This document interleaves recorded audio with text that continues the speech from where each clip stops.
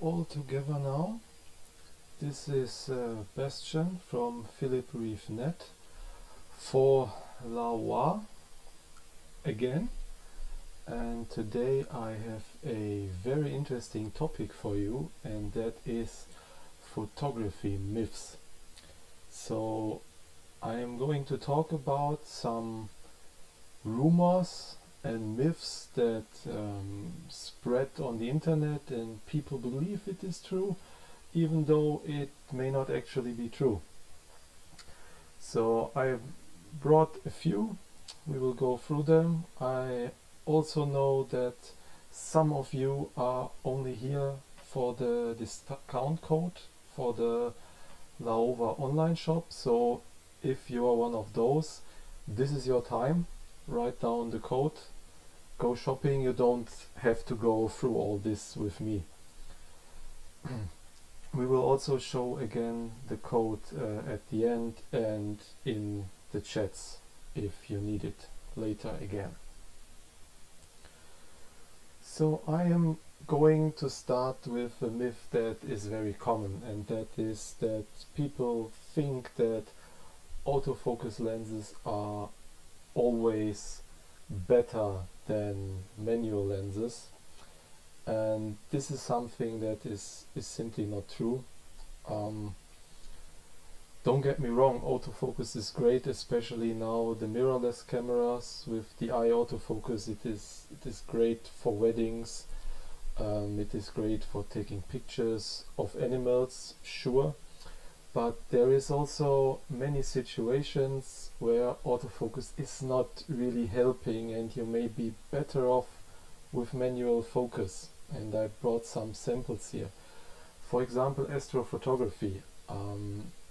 Manual focus, autofocus will not help you at all, because it is too dark to focus on, to use autofocus for anything at night.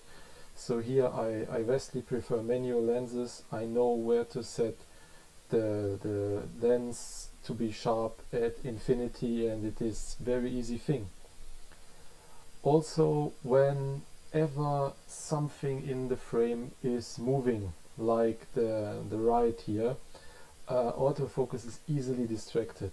Autofocus is always interested in focusing on what is closest to the camera and also what is moving. So in this case, if I had been using an autofocus lens, it could have been possible that one of the guys is in focus but not the right itself. And also what happens is there is a lot of hunting going on, and you don't really know what will be in focus in the end. And also this one is a very good example, because it is a portrait, but one where the eye autofocus wouldn't help at all, because the camera is distracted by the transparent umbrella I am shooting through. So this is a scene where you really need the manual focus. If you use autofocus, the umbrella will be in focus and not the face behind. And this one, it is a fountain, a statue and a fountain, and what you don't see in this still image is the water is moving all the time, and the water is also much closer to the camera than the statue itself. So also here the autofocus of your camera, it will be easily distracted, and it will focus on some water drops and not on the shoes that I wanted to be in focus here. And even this is a very simple example. Okay.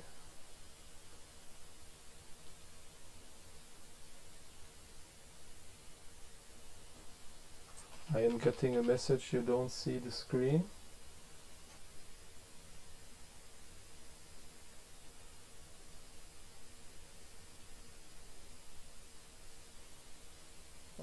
Okay. In that case, I will go back to show you the pictures again shortly. I heard you were only seeing me, not the pictures, not the way it is supposed to be. So this is the example I was talking about. I want the face to be in focus and not the umbrella. And with autofocus, the camera would focus on the umbrella. It is closer to the camera and not on the face. So you really have to use manual focus here. And this statue as well. The water is moving. It is closer to the camera. The camera is easily distracted by the moving water, and it is not the statue that would be in focus.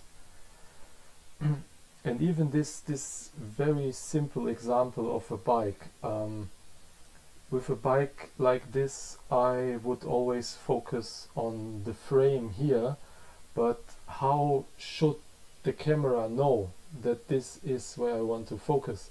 The camera, it may focus on the wheel because it is closer. It may focus on the lantern here because there is more contrast. You just don't know.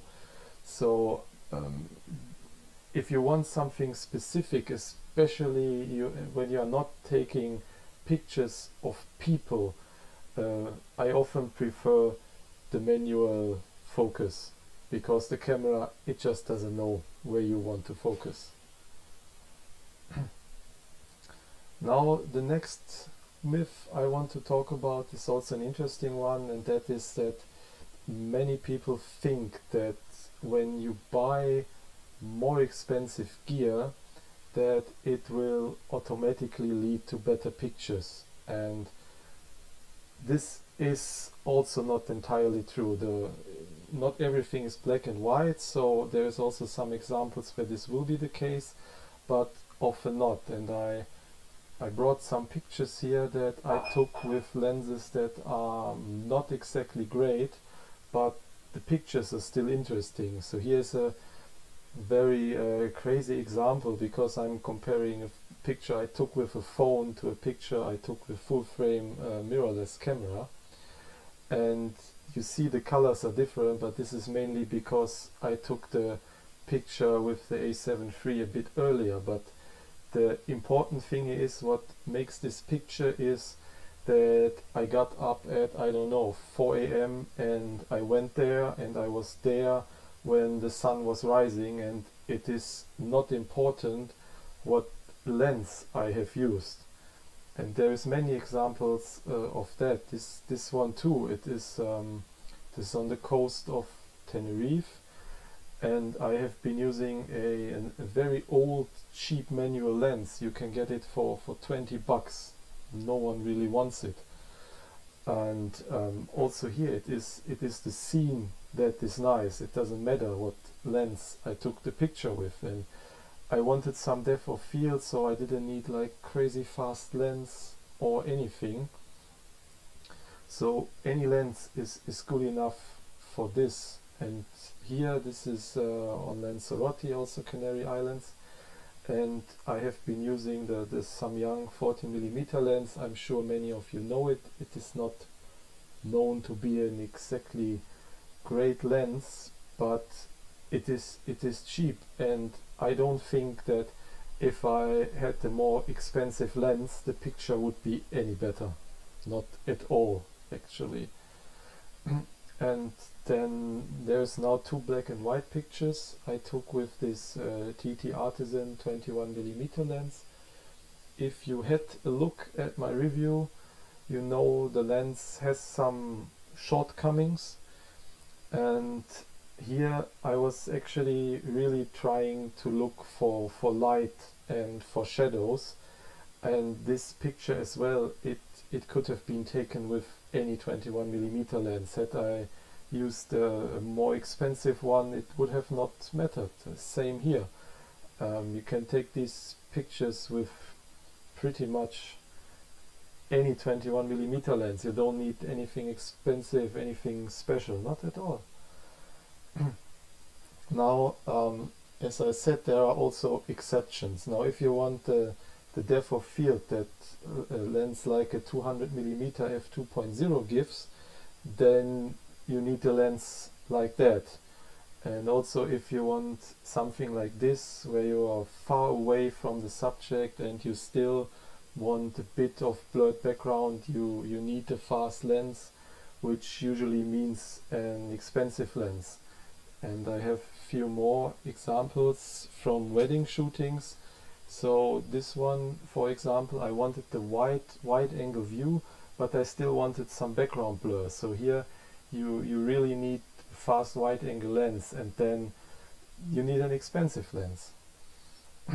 But then this one, I also took it with the Sigma 35 1.2 fast expensive lens, but really it is the scenery that looks cool, the shadows, the backlight. So also here any cheap 35mm lens, any kit lens would be clearly good enough. So the takeaway message here should be that cheap equipment should not be an excuse for bad pictures or not taking pictures at all. Now this one is something that is a very personal one, because I was once in a city taking pictures, and a guy approached me and he said, these pictures, they cannot come out good because you are shooting into the sun. And the thing is, for film photography, this might have been a thing like 20 years ago, but nowadays there is really no reason to not shoot into the sun. Like, why would you not take this picture because you are shooting into the sun? And I have so many examples. Like also this is one of my most liked pictures on Flickr. Is there any reason to not shoot into the sun here? And I haven't been using some HDR technique or anything. This is just single shot, lifted the shadows, that's it. And also for silhouette pictures, you are like constantly shooting into the sun, and I think these pictures often come out really cool. So this is really something that just makes no sense nowadays. You have your digital camera has high dynamic range, so never let one of these rules lead to you not taking a cool picture. And this is even not a great lens I have been using here, and still it looks kind of cool. You see a bit of light breaking through the fog here. Why should you not do that? There's no reason for that. And it does not only apply to the sun, but also other strong point light sources. I mean, I think this looks pretty cool, and would you not take a picture like this? Because once someone said, oh, you shouldn't take pictures, you shouldn't point with your camera at the sun. It is just something that makes no sense at all to me. And this one is also something, during my workshops I encountered many people,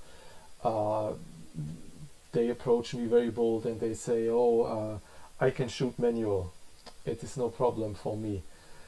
And some people really think that as soon as you use manual mode, so you set ISO, shutter speed, aperture value yourself, you suddenly become like a great photographer. And I don't think this is the case at all. Me personally, I am rarely using manual mode. Usually I use aperture priority because I am just more flexible. I can just take a shot without worrying that the exposure will be really off.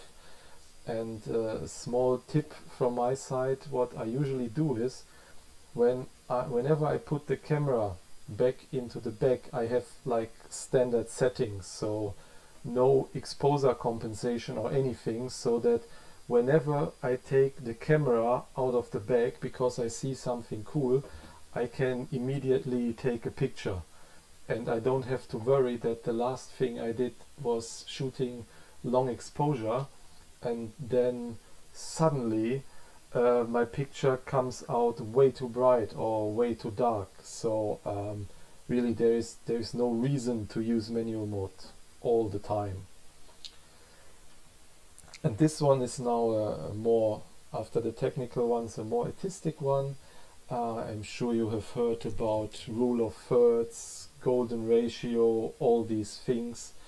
And also many photography books that I read, the first thing they say about composition is don't put your subject in the center. Don't do that. Always use golden ratio, rule of thirds, something like that.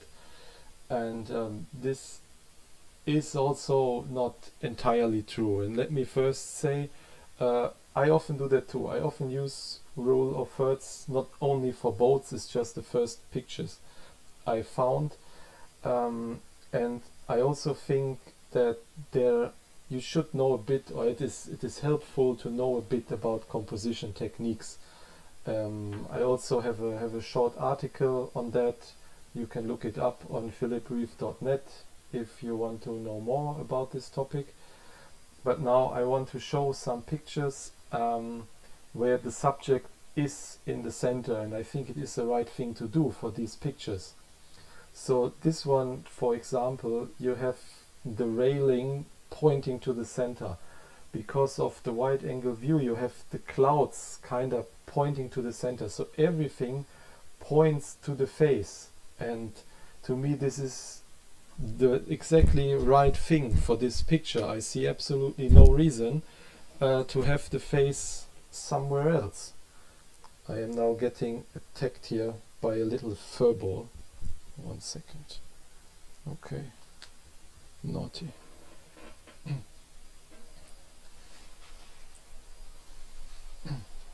And also this one, the girl jumping is in the center, and she is the main subject, and of course the surroundings, they add to the scenery.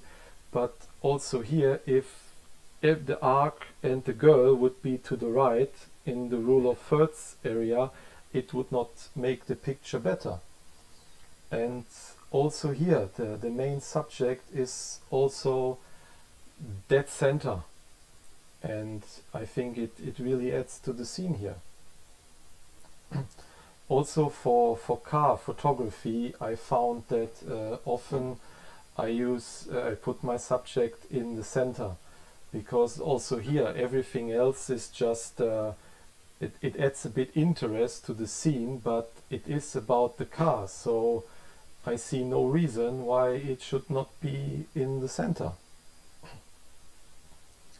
And also sometimes even also for architecture, also here there is no reason to put this a bit to the left or to the right.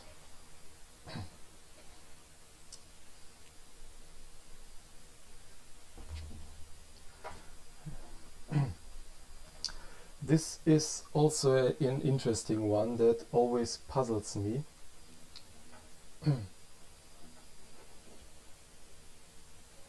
And whenever I travel somewhere, I see people that use tripod always. I see people, it is a bright day, it is very sunny, and they take a picture of a landscape scenery, and the first thing they do is get out their tripod. And this is something I don't really understand, because for scenes like this, you have a bright sky, a bright subject, you don't want the clouds to be blurry or anything. There is no reason to use a tripod. And the tripod, it will slow you down, because whenever you take a shot, you have to set it up. It may also bother the people that you travel with. And for all these scenes I am showing here, I see no reason to use one. Of course, you need a tripod at night, usually, if you want to shoot stop down, or for Milky Way, if you want blurred sky or anything. But in many scenarios you just don't need it, so I say save the weight. Until a few years ago, I always said that for night sceneries you really need a tripod, even if you have a fast lens, because the fast lenses, even 8 years ago, they had so many aberrations that even if your shutter speed was fast enough to capture the scene, there was coma and there was chromatic aberrations and everything, so the pictures didn't come out nice.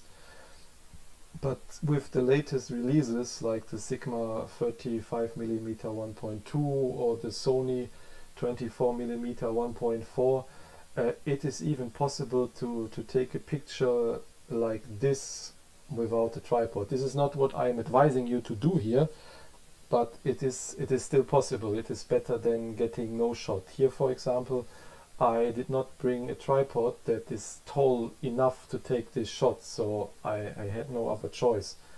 And you see this in small here, but even if you zoom in, it still looks great. And then there is another, like a subcategory, and I always read it. When using tilt-shift lenses, the first thing you read is that someone says, yeah, tilt-shift lens is unusable without tripod. I wouldn't bother with it. And the fact is that most pictures I took with tilt-shift lenses, I also took without a tripod. I adjusted the lens and then you can use it like a normal lens. It is not rocket science, really. It can be done. It is not a problem. Now this one is also very interesting and I am sure controversial.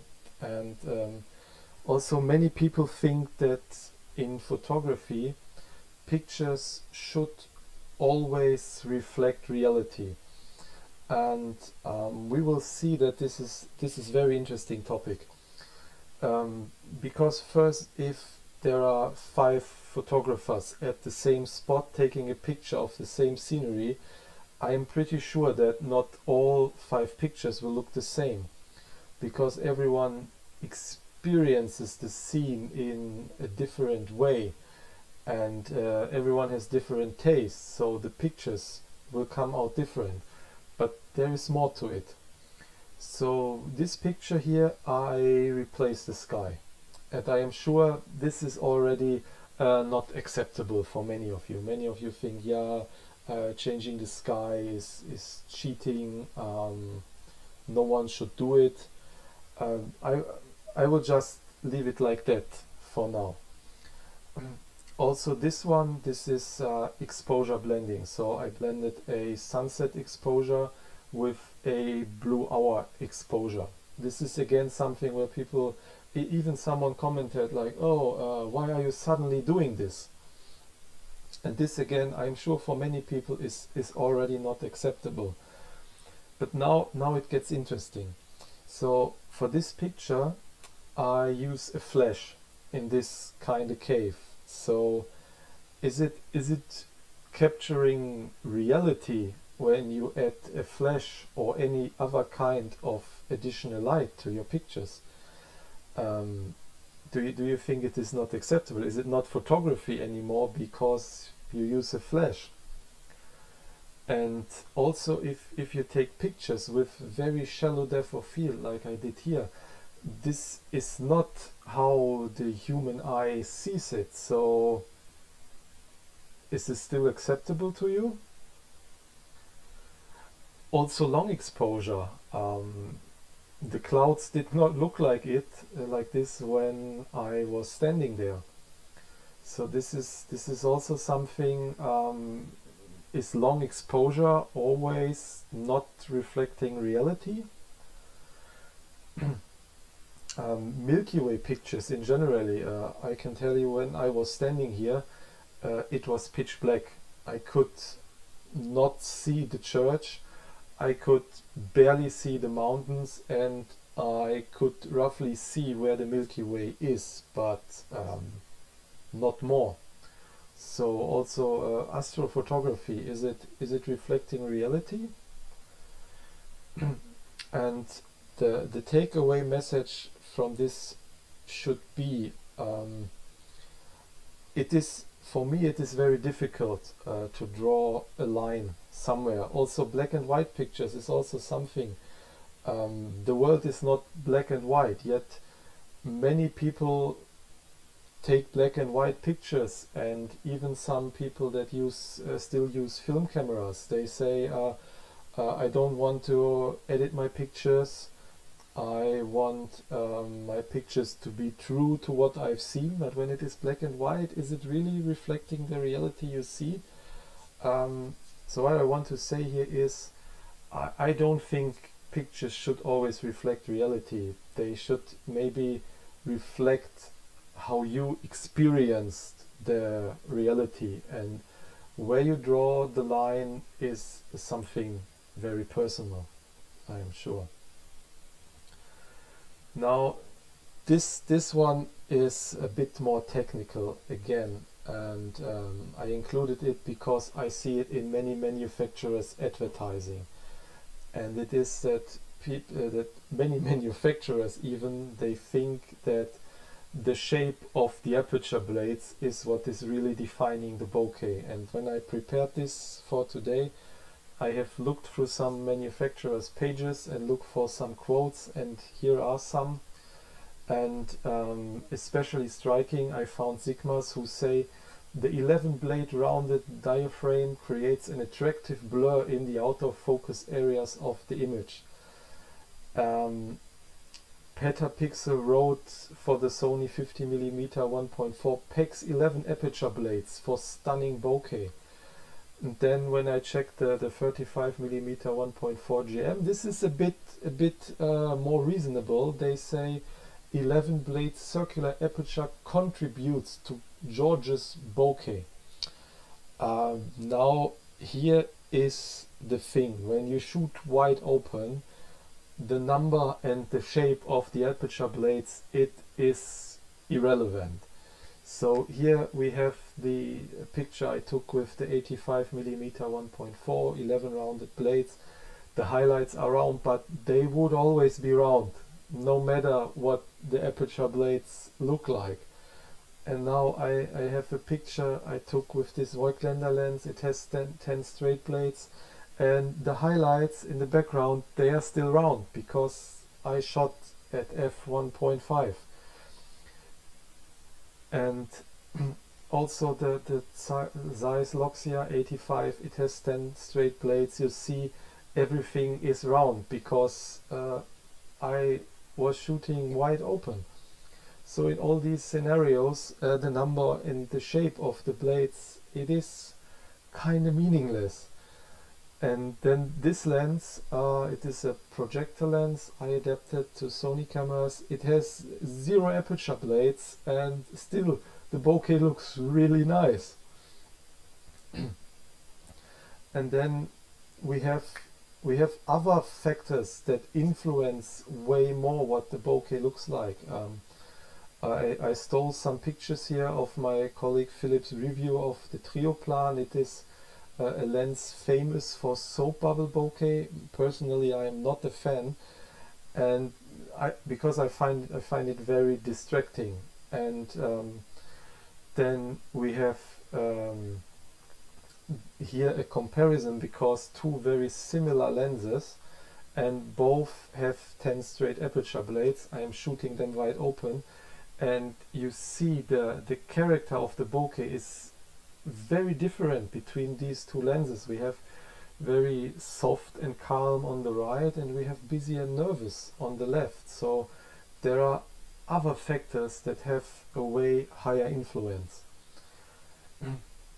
Now, where the shape and the number of the aperture blades matters is when you stop the lens down. So you are shooting at f2.8, f4, something like that, then things get interesting. We have here on the top right a Canon lens that has kind of ninja star shape. We have in the center an old Minolta lens that has hexagon bokeh, 6 blades. And on the left you have the comparison between a Leica lens with again like ninja star bokeh. Then we have a Voigtländer lens in the middle that is all straight, and at the bottom a lens with rounded aperture blades. So here it matters. but this again, they only matter when you shoot stop down, and most people, they buy really fast lenses to shoot at the maximum aperture, and here it makes no difference. Now this is also something that you read everywhere. Every big photography blog and page, they have an article, reasons why you need a 50mm lens, why you need a 35mm lens, why you need a 24-70. Every photographer needs a 70-200. You find this for every lens. You find it for fisheye lens, for ultra wide angle lens, for tilt shift lens, for really everything. And now I am telling you like a secret, and that is, if there is a lens you really need, you already know it. And I brought some examples for that too. So if you want to take pictures of birds in flight, for example, you need a long telephoto lens and you need fast autofocus, but you don't need a 35 or a 50. And if you want to take like in this kind of interior architecture shots, you need an ultra wide angle lens. You may want a tilt shift lens for that. If you have a child and you want to take pictures of your child while he's doing sports, you also need a fast telephoto. But if you want to take Milky Way pictures, you may need a fast lens for that. But it is usually pretty obvious which lens you need for a certain task. If you want to take portraits with shallow depth of field, you need a fast lens. So the point is, you should not buy a lens because some blog says, oh, you need one of these lenses, because probably you don't. Depending on what you want to shoot, you usually know what lens you need. And the last one I have, it is also something I read recently. Someone quoted this, I don't remember who it was, and he said everything has been photographed before. And then someone else added to the quote, yeah, but not by everybody yet. And this kinda, this is a bit discouraging actually, because you get the idea that, yeah, every good pictures have already been taken. There have been so many good photographers to Antelope Canyon or to Yosemite or here to Kyoto that they kind of say, yeah, you don't have to take pictures there because someone else already took great pictures. But here's the thing. When I look at the pictures I took myself, they always mean a bit more to me than pictures of other photographers that I have a look at, because I connected to the emotions when I was on site. In this picture I also connected to the smell of the sea, and that I was waiting there for the sunset, and then suddenly the sunset came out pretty cool. And I still think it is worth taking pictures even at places where so many photographers have been before. This one is also a funny example. I was giving photography workshops at this church, and my colleague, he said before, you know what, I have been there so often, I have so many pictures of this church, I will not bring a camera today and concentrate on teaching the other people. And then when we were waiting for sunset, suddenly we saw these clouds that in the 10 times before we never saw anything like it. And this is something you never know what the conditions will be when you go somewhere. This is another example.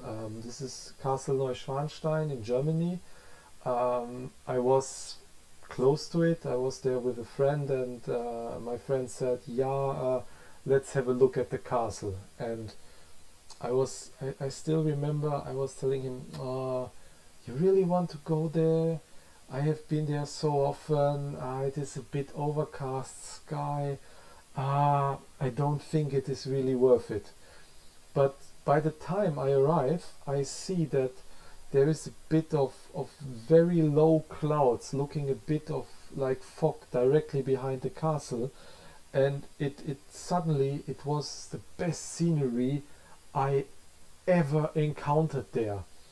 And now this picture is even hanging on the wall here, and this is something I totally did not expect when I went there. So you never really know what will happen. And this is also an interesting example. This is the David statue in Florence, and almost everyone who goes there, he will have a picture like the one you see on the top left.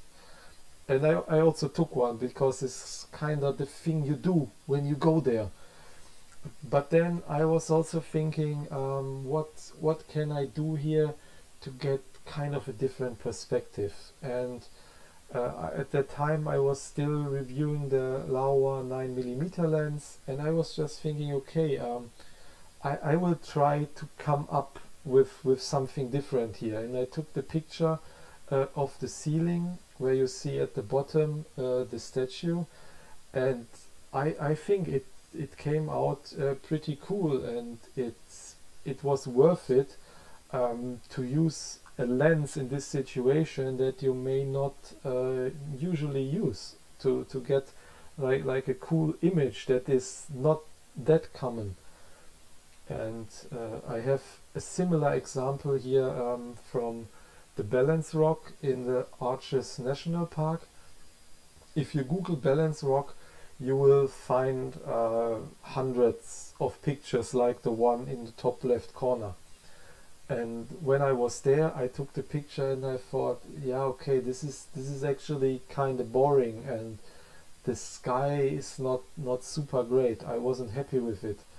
And then I was looking for something else to get in the picture, and I found this tree stump you see in the lower right, and you don't find as many pictures as this. So even places where hundreds, if not thousands of tourists go every day, it is still possible to come up with something different if you just spend some time looking for it.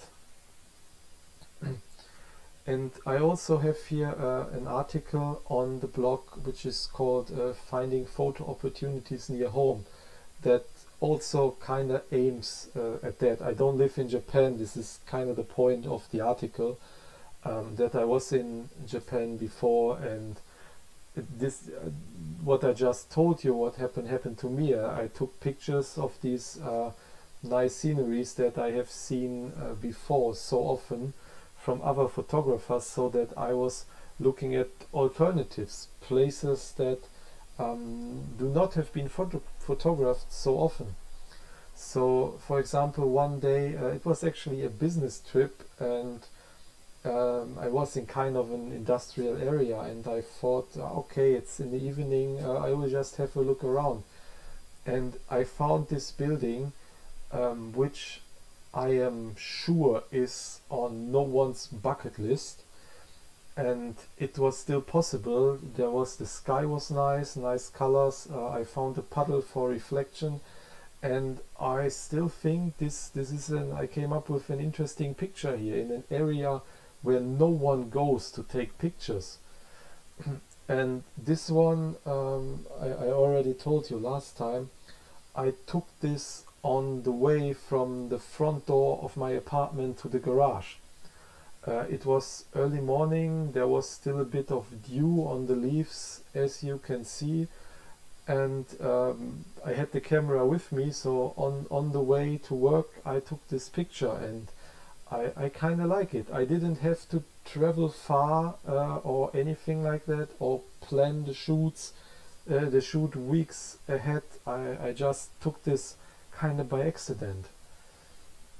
And this one is also similar. It is a similar story. It is a small river not far from here, and it is not something you find on Google or when you check like photography spots in Stuttgart. You will not find this. It's just a very small river, but with the right light. And I was wearing, I think, rain boots, so I could walk a bit in the water to get the reflections.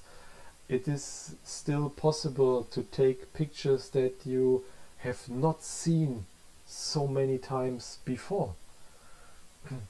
And this one also, the only reason I even went there is because I saw that there are really nice clouds. Without the clouds, this would have been boring, but there is nice clouds. There is some yellow fields that give a bit of contrast. You see the shadows of the clouds.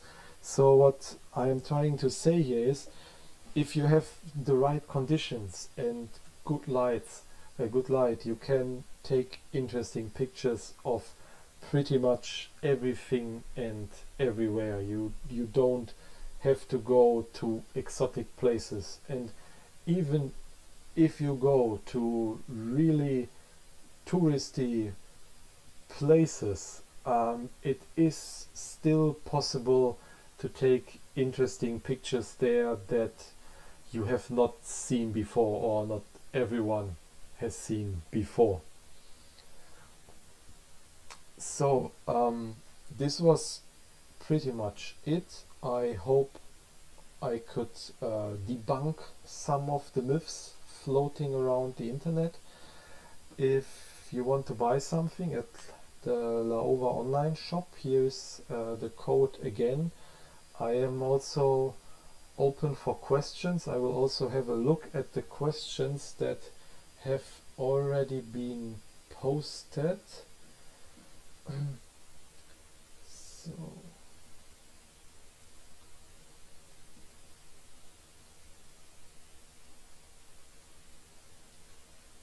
So there is one, someone, Linus is saying here that he thinks many of the composition rules, like rule of thirds golden ratio, came from the movie industry. Actually, also painters in the past have often used these techniques. And I can also recommend to every photographer to go to an art museum and have a look at the paintings there, even from 100, 200, 300 years ago. You will see that in terms of composition, they are often not that different compared to what we do today. I saw many pictures, many paintings there where I was thinking, if I was to take a picture there, I would do it exactly the same. So I think these rules, they are much older than the movie industry. Oh, this is an interesting question from Marvin. What is the lens that most impressed you? This is a very interesting question, and as it is actually, I have it here, it is the Laowa 9mm, because I was using the Voigtlander 10mm before, and it was at the time I bought it the world's widest lens, which is why I bought it. I love wide angle lenses, but it had quite a few shortcomings, to be honest. And then Laowa came up with this 9mm lens, and I think it is pretty much same size, maybe even a bit smaller. It was wider, and 9 and 10 millimeter, it is a huge difference. It is really huge, and I did not expect it to be better than the 10 millimeter, but it was way better. And I even sold my 17 millimeter tilt shift lens, because the 9 millimeter just replaced it. It simply replaced it, because it is the resolution even in the corners. It is way better than it should be for a 9 millimeter lens. Simple as that. So, what focal length do I use most during travel? 21 and 35 millimeter.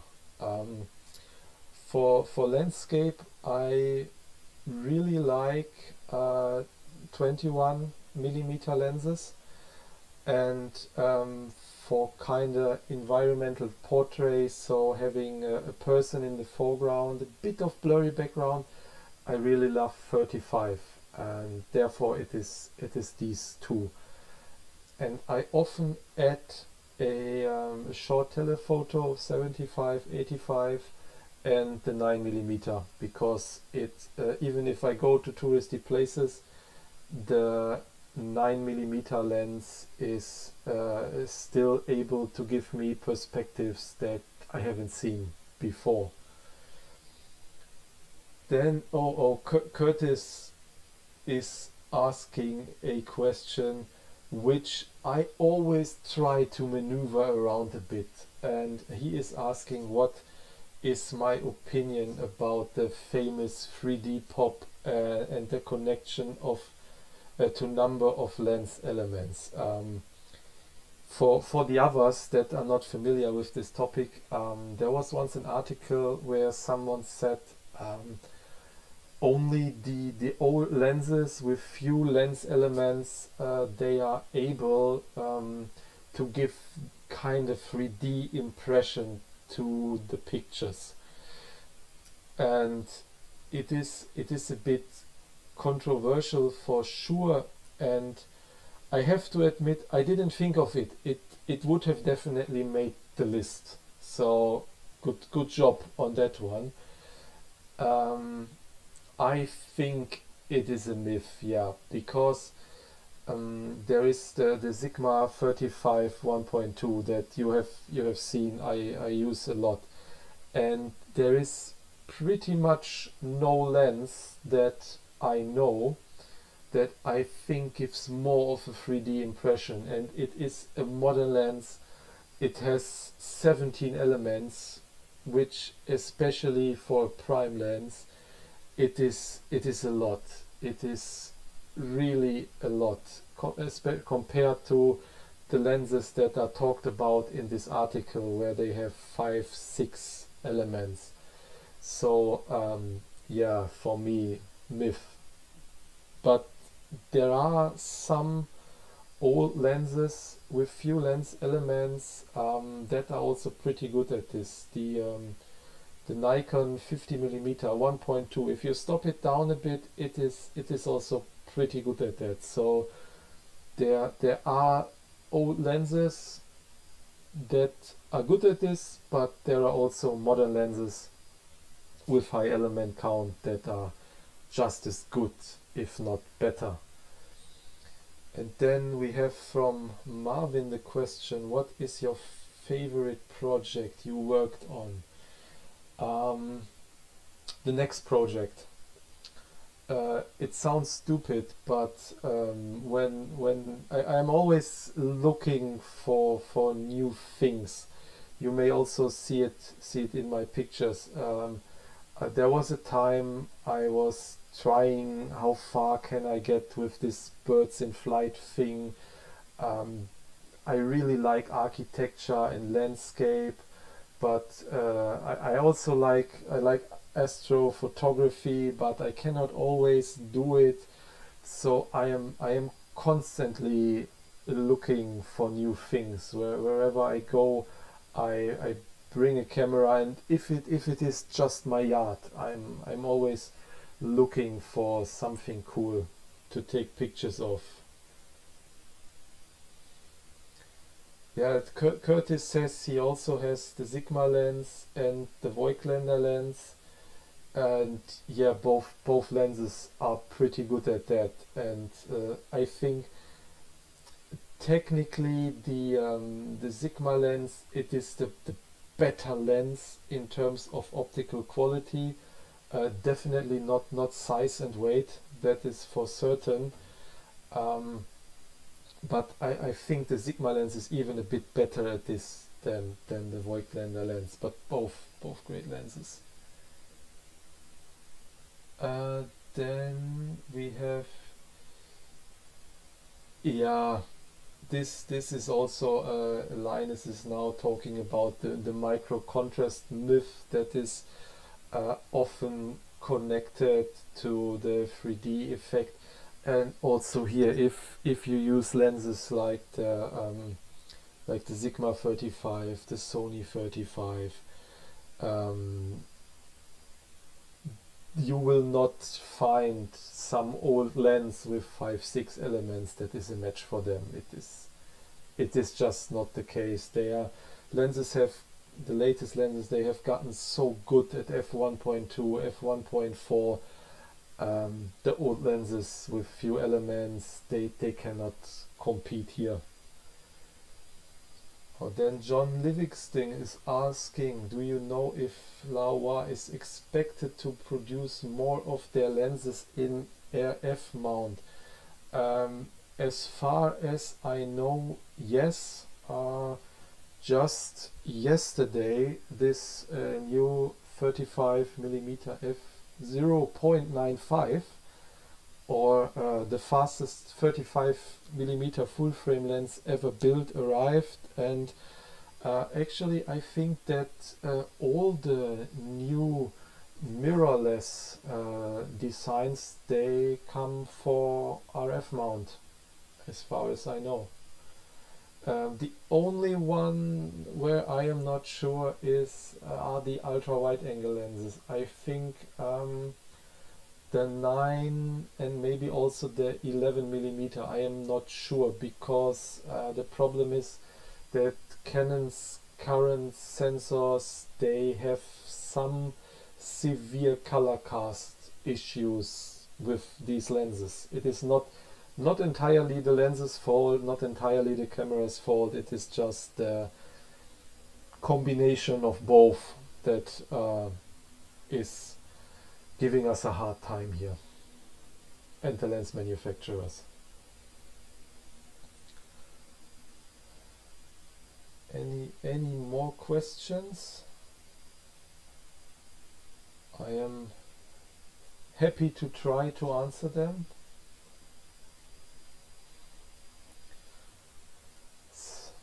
You want to see some first 35mm f0.5 samples?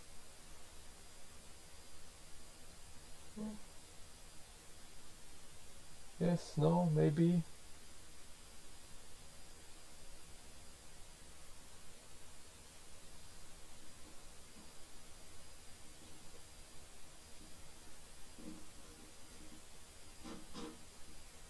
Yes? Okay. So what I quickly did yesterday, I went to the city, and I currently also have a loaner of the Sony 35mm 1.4 GM. So we will now have a look at the GM at 1.4 first, then the Sigma at 1.2, and then the new Laowa f0.95. So this is the Sony 1.4. It is a bit wider than the other two lenses. We move on to the Sigma lens now, and when you look at the background, you can already see that there is noticeably more blur. You see it, the light circles are bigger, the writing is a bit harder to read because it is out of focus. And now we move to the f0.95 lens. And what I personally I wasn't sure how it would come out, but the difference here between the sigma at 1.2 and Laowa at 0.95, it is really visible, more than I expected.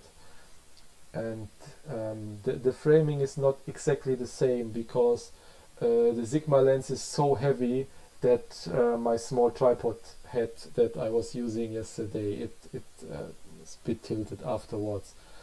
And here my readers know I have reviewed way too many 35mm lenses, and so far the sigma in terms of bokeh was my favorite. But here I actually like the Laowa lens more, which I did not expect will happen, to be honest. And I have a different comparison. Again, we have the Sony lens first, and then we have the sigma lens, and then we have the Laowa lens. And I think especially here it makes a big difference. It is really noticeable. Some people were thinking, yeah, 0.95, it will not make a big difference over 1.2, but I think it is definitely visible. And also here the Laowa lens, it looks really nice. I didn't know what to expect of the bokeh quality. Will it be smooth? Will it be a bit harsh? But what I have seen so far, it looks really nice, really nice. And I have a few more samples. So this one I took in a bar. Very nice background. This one too. Very nice background bokeh. Definitely sharp enough. Even here where I was focusing really close, and also here really nice in terms of bokeh. Nothing I can complain about. It's when the lens is officially announced, my review should be also ready, and then you can have a closer look. I think I have one more sample here.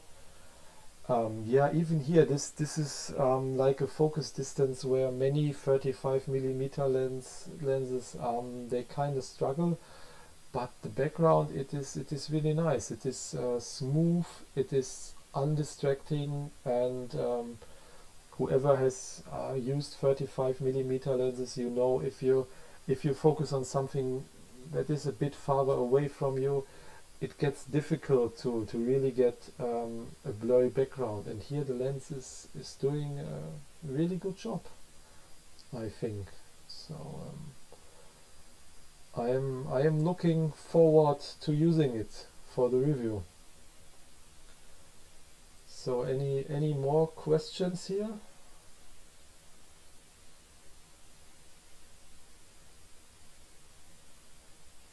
Too bad.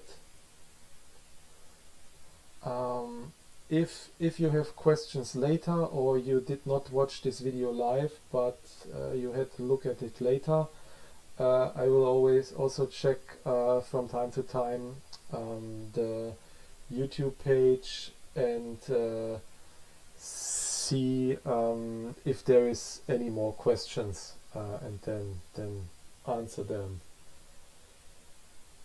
Yeah, this Linus is right about this. The f0.95, it has a minimum focus distance of 50 centimeters, which is worse than the Sigma or the Sony lens, and this is because they wanted to keep it reasonably compact.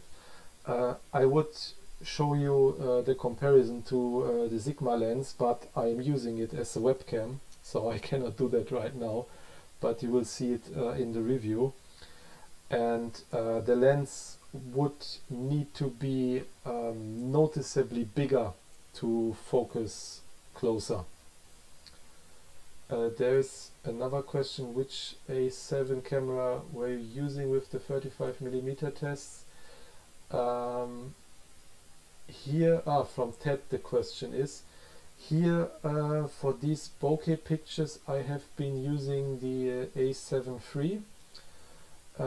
In my review I will also be using the A7R2 for all the sharpness evaluations. I always use the camera with the highest pixel count, but here I was walking here through the city. I took many pictures. The comparison pictures I took with a tripod, but pictures like this I took without, and then I am using the A7 III. And because I was really interested what the bokeh of this lens will look like. This is what interests me the most in a fast 35mm lens. So the A7 III is definitely good enough, and it is a bit better if I have to go to slightly higher ISO.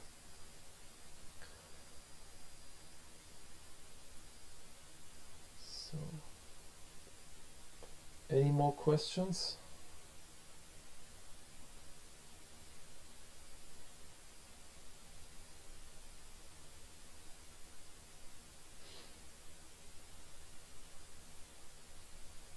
This is the good thing. Someone says here he loves the bicycle shot.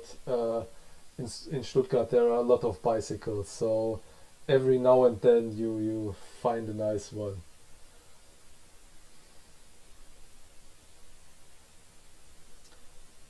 Okay, if there are no more questions left, you know where to contact me. You can write questions on the blog, here on YouTube, on the video.